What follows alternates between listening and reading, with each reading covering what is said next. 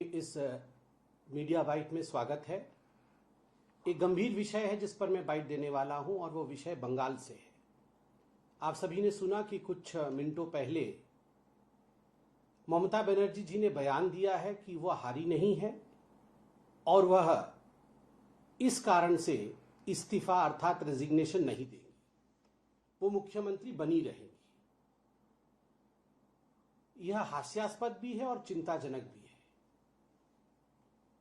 यह चिंताजनक इसलिए है कि भारतवर्ष के लोकतंत्र में इस प्रकार की सुंदरता है। The democracy of India is known for the beauty कि जब सत्ता का हस्तांतरण होता है उस समय आजादी से लेकर अभी तक इस प्रकार की परिस्थिति कभी नहीं बनाई जाती है कि दो पार्टी आपस में उलझ जाए। बहुत ही सलीके से, सम्मान के साथ जो मुख्यमंत्री या प्रधानमंत्री की हार होती है, जिस पार्टी की हार होती है, वो इस्तीफा देते हैं और ये सत्ता का हस्तांतरण बहुत ही शांति प्रिय तरीके से भारतवर्ष में होता आया है। विगत 75 वर्षों में, in the last 75 years, India is known for this phenomenal democratic effect of its in the whole world. पूरे संसार में भारत अपने इस लोकतांत्रिक संवैधानिक प्रक्रिया के लिए जानी जाती है। मगर आज ममता बनर्जी जी ने जो कहा है और जो किया है, मुझे दुख के साथ कहना पड़ रहा है, यह जो परंपरा भारतवर्ष की थी उसके ऊपर एक आघात है। यह भारतीय जनता पार्टी के ऊपर आघात नहीं है, यह आघात लोकतंत्र पर है। यह आघात भारत के कॉन्स्टिट्यूशन अर्थात बाबा साहेब अंबेडकर के संविधान के ऊपर है। आप चिंता करिए, कोई अकेला इलेक्शन बंगाल में नहीं हुआ था। 5 राज्य चुनाव में गए थे। बंगाल भी चुनाव में गया था, असम भी चुनाव में गया था, तमिलनाडु भी चुनाव में गई थी, केरल भी चुनाव में गया था, पुडुचेरी भी चुनाव में गई थी। हमने कल देखा पिनरई विजयन, शांति से उन्होंने जब परिणाम देखा, उन्होंने आराम से जाकर अपना इस्तीफा सौंपा। आज हमने देखा स्टालिन जो सीएम हैं तमिलनाडु के जो थे, आज उन्होंने जाके लोक भवन में, गवर्नर्स हाउस में अपना रेजिग्नेशन सौंपा। मगर ममता बनर्जी है कि वो कह रही है कि हम हारे नहीं हैं और हम रेजिग्नेशन नहीं देंगे। This is the sense of entitlement and anarchy. ये कहानी है अराजकता की और ये कहानी है एंटाइटलमेंट की। मैं ही रहूंगी, मेरे अलावा कोई और नहीं रहेगा। संविधान मेरे से शुरू होता है और मेरे पे खत्म हो जाता है। अगर मैं नहीं तो संविधान नहीं, मैं नहीं तो लोकतंत्र नहीं। मुझे ही केंद्र बिंदु में रखकर सत्ता चलेगी, अगर मैं नहीं तो सत्ता भी नहीं चलेगी। ममता जी को बहुत ही ससम्मान हम कहना चाहेंगे कि no one is indispensable in Indian democracy. Bharat के लोकतंत्र में कोई भी इंडिस्पेंसेबल नहीं है। जनता जनार्दन ही एक ऐसी शक्ति है जो इंडिस्पेंसेबल है। जनता जनार्दन ही एक ऐसी ताकत है जिसके बगैर डेमोक्रेसी काम नहीं कर सकती है। कोई भी नेता यहां ऐसा नहीं है जिसके बगैर देश नहीं चल सकता, राज्य नहीं चल सकता है। तो ये गलतफहमी जो ममता बनर्जी पाल रही है कि उनके बिना बंगाल नहीं चल सकता है और वही बंगाल है और वही सरकार है, ये गलत बात है। दूसरी बात, ममता जी का कहना कि वो विधानसभा भी नहीं जाएंगी। अब कैसे जाएंगी विधानसभा? मुझे तो समझ में नहीं आ रहा है वो क्या सोच के सोच रही थी कि विधानसभा जाएंगी। अब जीत तो हुई नहीं है उनकी भवानीपुर सीट से, वो विधायिका नहीं रही हैं, तो स्वाभाविक रूप से वो विधानसभा नहीं जा सकती है। और उन्होंने ये भी कहा कि मैंने इंडी गठबंधन के सभी लोगों से बारी बारी बातचीत की। सभी लोगों ने मुझे भी फोन किया, मैंने भी इंडी गठबंधन के सभी लोगों से फोन पे बात की। मुझे तो समझ में नहीं आता ये इंडी गठबंधन क्या चीज है। ये फोन पे ही बात करने के लिए है, बीच बीच में हाथ पकड़ने के लिए है? ये क्या चीज है इंडी गठबंधन? ये 5 राज्यों में चुनाव हो रहे थे, क्या हो रहा था इंडी गठबंधन का? राहुल गांधी जाके ममता जी के खिलाफ बोल रहे थे, ममता जी कांग्रेस के खिलाफ बोल रही थी, एक दूसरे के खिलाफ वो लड़ रहे थे। फिर काहे का इंडी गठबंधन?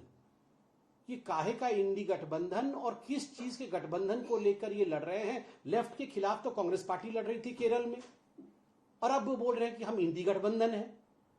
ये इंडी गठबंधन केवल एक फोटो अपॉर्चुनिटी के लिए सारे लोग एक दूसरे का हाथ पकड़ करके खड़े हो जाते हैं, उससे होता जाता कुछ नहीं है, केवल फोटो अपॉर्चुनिटी होती है। मगर जनता इन सब विषयों से, इन सब भ्रामक विषयों को समझती है। बड़े दुख के साथ मुझे कहना पड़ रहा है कि ममता बनर्जी जिस प्रकार की स्टेटमेंट दे रही है, ये अराजक स्टेटमेंट है और कहीं ना कहीं राज्य में और भारतवर्ष में अराजकता फैलाने की एक साजिश है। She should desist from giving such kind of irresponsible statement. This is democracy and democracy in India should always be respected. उन्होंने कहा कि हमारी मोरल विक्ट्री हुई है, भारतीय जनता पार्टी की ऑफिशियल विक्ट्री हुई है और हमारी मोरल विक्ट्री हुई है। ममता जी मोरली जीत गई है। तो हमने भी कहां रोका है? आपको अगर लगता है कि आपकी मोरल विक्ट्री हुई है तो आप मोरल मिठाई खाइए, आप आराम से मोरली उसको सेलिब्रेट करिए, हमने तो कभी रोका नहीं है। मगर जो ऑफिशियली होना चाहिए वो तो ऑफिशियली ही होगा ना। मुझे लगता है जनता जनार्दन सब कुछ देख रही है। टीएमसी का सच, ममता जी के झूठ और भारत के लोकतंत्र की गरिमा, यह सब जनता जनार्दन के सामने है। जनता ने अभी जवाब दिया है, कल ही जनता के जवाब का नतीजे निकले हैं। जनता को इस प्रकार दरकिनार कर देना यह उचित नहीं है। ममता जी, मुझे लगता है बंगाल की जनता और बंगाल की जनता की भावनाओं का कदर करेंगी। धन्यवाद। आसाम की यदि हम बात करें तो आसाम में कांग्रेस पार्टी के जितने विधायक जीते, सिर्फ एक को छोड़कर बाकी सारे के सारे मुस्लिम एमएलए हैं। इसको किस तरीके से देखते हैं आप? देखिए, उनके पार्टी का विषय है, उन्होंने जिसको टिकट दिया और तुष्टीकरण की राजनीति के कारण किसकी जीत होती है, ये उनके पार्टी का विषय है, वो बताएंगे। भारतीय जनता पार्टी ने सबका साथ, सबका विकास, सबका विश्वास और सबके प्रयास के साथ आसाम में जिस प्रकार का सघन परिश्रम किया और जिस प्रकार हेमंत बिश्व शर्मा जी के नेतृत्व में चुनाव लड़ा गया और जिस प्रकार माननीय प्रधानमंत्री नरेंद्र मोदी जी के विकास की गाथा के कारण आसाम आगे बढ़ा है। तीसरी बार हमारी सरकार बन रही है। दूसरे पार्टी के कौन से कैंडिडेट जीत रहे हैं, कौन से हार रहे हैं, इन विषयों से ऊपर उठ के भारतीय जनता पार्टी आसाम के विकास के लिए काम करेगी। सर, सुबह बीजेपी के जो बंगाल के नेता हैं उन्होंने डेट भी अनाउंस कर दी कि 9 तारीख को शपथ होनी है। अब ऐसे में एक जो बात बन गया है जो प्रोसेस का लेके, अब इसको कैसे ये कह रहे हैं हम इस्तीफा नहीं देंगे और उधर बीजेपी कह रही है कि हम 9 तारीख को शपथ लेंगे। देखिए, शपथ के डेट्स फॉर्मली अनाउंस होंगे। मुझे लगता है मेरा मैंडेट शपथ का डेट अनाउंस करना नहीं है, पार्टी उसे ऑफिशियल तरीके से करेगी। मगर देखिए, संविधान के जो निर्माता हैं तो उन्हें भी शायद पता होगा कि ऐसी भी स्थिति हो सकती है जैसा आज ममता बनर्जी जी ने किया है कि मैं इस्तीफा नहीं दूंगी। ऐसे सिचुएशन से बचने के लिए उन्होंने सभी प्रकार का मार्ग प्रशस्त रखा है संविधान में। भारत के संविधान में असेंबली का टेन्योर फिक्स होता है।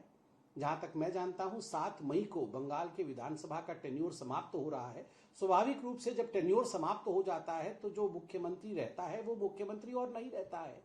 गवर्नर के पास चुनाव आयोग से नई सूची आती है विधायकों की, कौन से पार्टी के कितने विधायक जीत के आए हैं, और जिसके पास संबल होता है अर्थात जिसके पास संख्या होती है, गवर्नर राज्यपाल महोदय उस पार्टी के लीडर को जो विधानमंडल द्वारा चयनित किया जाता है, चिन्हित किया जाता है, उनको बुलाया जाता है सरकार बनाने के लिए। ये सारी प्रक्रियाएं भारत के संविधान में स्पष्ट रूप से लिखी हुई हैं, स्पष्ट रूप से उद्धृत है और भारत संविधान के हिसाब से चलेगा। किसी के प्रेस बाइट या किसी के कुछ कहने पर नहीं चलेगा, संविधान के हिसाब से चलेगा। देखिए, पूरे विश्व में जितने भी तानाशाह रहे, जितने भी डिक्टेटर रहे, उनका इसी प्रकार का रवैया रहा है। उन्होंने कभी हार नहीं स्वीकार की।